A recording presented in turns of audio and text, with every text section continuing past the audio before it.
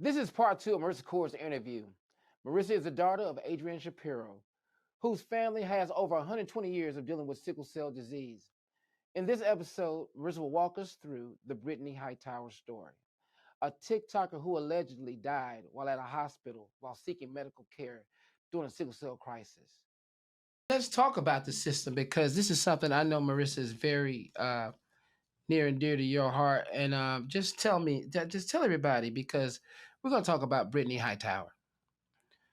Brittany Hightower was a sickle cell patient who was refused care in Houston, Texas, and she was placed out of the hospital by the police. And next thing you know, she died. A sickle cell patient, and Marissa, this touches home for me for one reason. I'm from Houston, Texas. This is my city, and a sickle cell patient is telling you that I am ill, and I don't understand how police get into it with a sickle cell patient. And talk to us, Marissa, about this story because this is something you're working on. This is a project you want to do. Am I correct?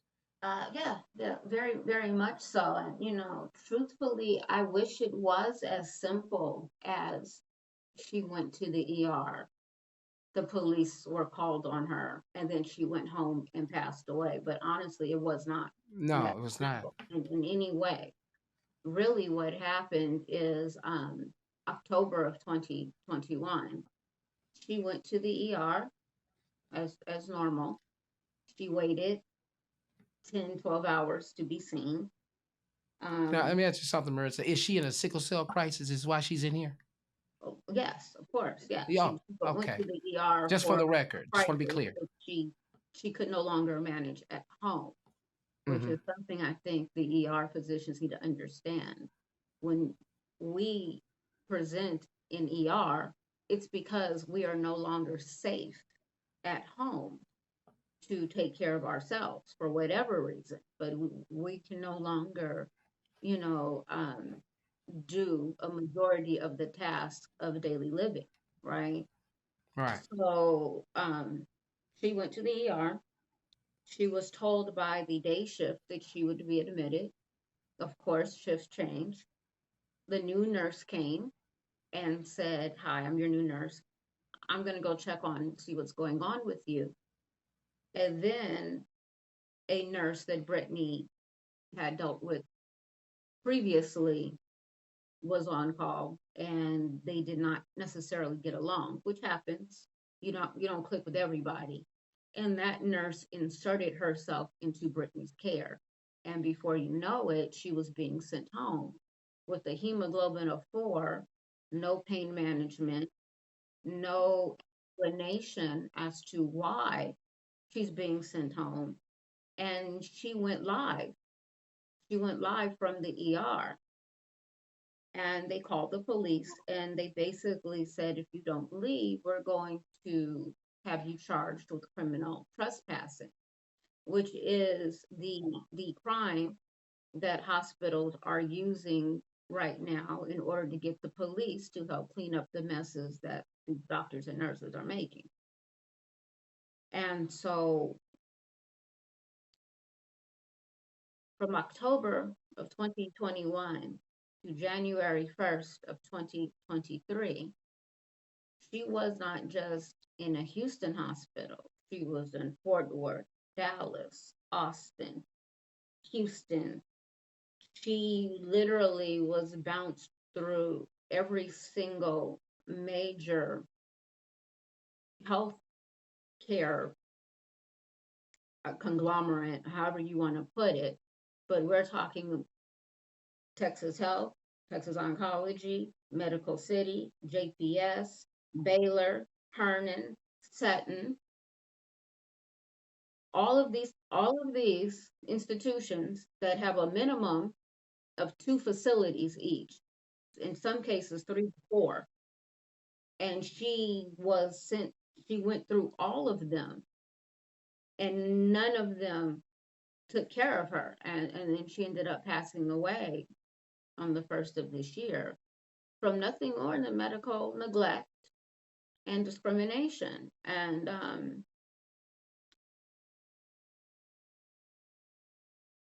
I was her advocate, you know. We Yes. were her advocates all the way in California. You know, we're 2,500 miles away, Yes. dealing with her literally almost every single day. And I'm talking about multiple people on the phones, 4 to sometimes 12 hours a day, just sitting with her, listening to her cry via Zoom because they are just being absolutely ridiculous. Mm, Saying to her like yeah. you're not really in pain. Oh no, she's an addict. She's a liar. Had I not been there, and had she not recorded all of these things that happened to her, I probably would not have believed it myself. Right. And the sad part about this, Dr. Aber, Marissa, is I could be Brittany Hightower. Mhm. I mean, that's a scary thing to say because that type of treatment, those type of those things have happened to me and Marissa. I'm telling you, it is an absolute truth that there is something wrong with this medical system that we have, Dr. Aber, because anytime you can just look at me without taking blood or x-ray and you tell me that there's nothing wrong with you and we want you out. That don't sound dangerous to you? Well, I'm gonna tell you, it doesn't. The thing that makes it there's something that happened just the other day, and and it sounds very trivial, but there's is a comedian, one of your friends, Ryan Davis, and then Kevin Durant said something, and Ryan Davis kind of went to him and kind of made sure that he wouldn't say that kind of stuff about him anymore by addressing facts. And the reason why I bring that up is because this is what we're talking about is facts. This is not, you're not saying, I just don't like the way I'm treated and therefore I'm just sad. You're saying factually, there is mistreatment as evidenced by not only a homicide which took place, but the entire sickle cell community coming together and can put together a cohesive argument, factual argument that should be able to stand up in a court of law to say there needs to be some federal action on why I cannot get the appropriate care at a medical facility that is getting all the accolades in the world to say that they're the number one in the world or number one in the country. I think there should be a class action lawsuit at this point. I really do. Because it's like this. It's like this, man. The things that have happened to me, I just never knew it was happening to other sickle cell people because I didn't know any before I started this journey. And I'm talking about from the time I was a young adult up until now. Because now, like you said, Marissa, when you don't look like a child anymore, that child care goes away. And so to have a nurse tell me to lay down or you're not getting the medication. Wait a minute. Wait a minute, ma'am. You the nurse. Okay, you're the nurse. Here's an idea. I don't know if anybody in the room thought of this, but here's an idea I have. Could you help me lay down? Because the sickle cell crisis is in my back and my hips. Clearly, that's why I can't lay down. But if it's going to take me to lay down to get this pain medicine, now I have to do it. See, that's the part I have a problem with. Now I got to lay down to get to lay down in the position that hurts me the most to get this 5-second shot. And you sitting here watching me. That's the mental aspect I be talking about. And here we are. That's how you can end up being a Brittany Hightower. And that's the honest to God truth, Marissa. It, it's worse than that, though. It's worse than that because, first of all, Brittany Hightower was fired from network, and for people who don't understand what that Oh, I means, know exactly what that means. it means that your doctor basically decides that they don't want to care for you and the network that your doctor is under. So I'm in California, so I always use Kaiser as an example. But if your doctor, Kaiser doctor, doesn't want to take care of you, normally what would happen, traditionally, what would happen, Kaiser would send you a list of other doctors, and you would go and basically interview them and find you another doctor.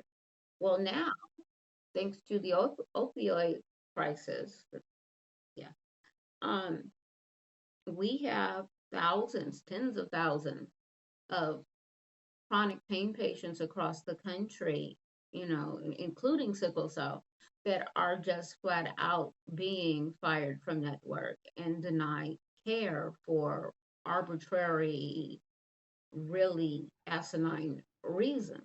Sounds like a class action suit. Yeah. But see, here's the thing though. How does a lawyer prove that a doctor didn't do their job when sickle cell has no actual protocol on the books? How does that work, right? Not only that, but let's talk about hospitalists, because I had never heard of a, a doctor being encouraged not to have a practice, not to keep their patients, not to follow their patient from hurt to healing to healthy, back around to hurt again. Yeah. And that's what's happening with the hospitals. And then you add traveling nurses on top of that, thanks to COVID. Mm-hmm. And what you have is a total and complete lack of standards of patient care throughout your medical system. There's absolutely no stability. And for But sickle cell patients, that stability is life or death. Highly important. but the problem with that, and I totally agree with you, is that at every hospital there is a protocol. There is a protocol, and the problem is that they don't follow it, and because they don't see a lot of sickle cell patients, most of them don't even know that there is a protocol. But that's why I'm saying we need to kind of circle some of these wagons, because the hospital at Kaiser, there's a protocol. At Baylor, every one of them hospitals you mentioned where that beautiful lady went and died in the midst of all that, oh, there's a sickle cell protocol. And they just don't know it, and they don't want to do it, and that's when, to me, that's criminal. Okay. All right. Well, let me ask you this, Marissa. Before we get out of here, let me ask you this: what is the goal of this project? What do you want people to get out of this project that you're starting? What is the end game for this? Well, first, it's not a project I personally started. It's a project Brittany started, and she recorded, I would guess, maybe 100 hours of video throughout all of these facilities Really? of, yeah, of her being mistreated. And Oh, well, I yeah, didn't. Nobody knows that. she was an advocate, and she Yeah. was a very good advocate, and she dealt with a part of advocacy that a lot of communities ignore, which is quite simply dealing with, patients. Do you want to be in a place where you don't have to explain yourself tonight? We having a movie night. Hey, we're going to have this discussion, and she would send out messages. The church doors are now open. Come on in if you want to, and hang out, and you don't have to worry about people not understanding you. And she provided that, which is a necessary service in any community, but especially ours. And so she recorded all of these things with the expectation that she would be here to discuss it. And now she's not. So we get to TikTok, and we started a page called Escaping Sickle Cell Health. And we've posted maybe an hour's worth, if you put it all together, because it's TikTok, of our videos. And the response is really quite scary. Yeah. And Marissa, before we get out of here, and thank you, Dr. Aber, for being part of this conversation, because it is a very necessary one. And Well, it's a tough question. what they need, she needs a lawyer.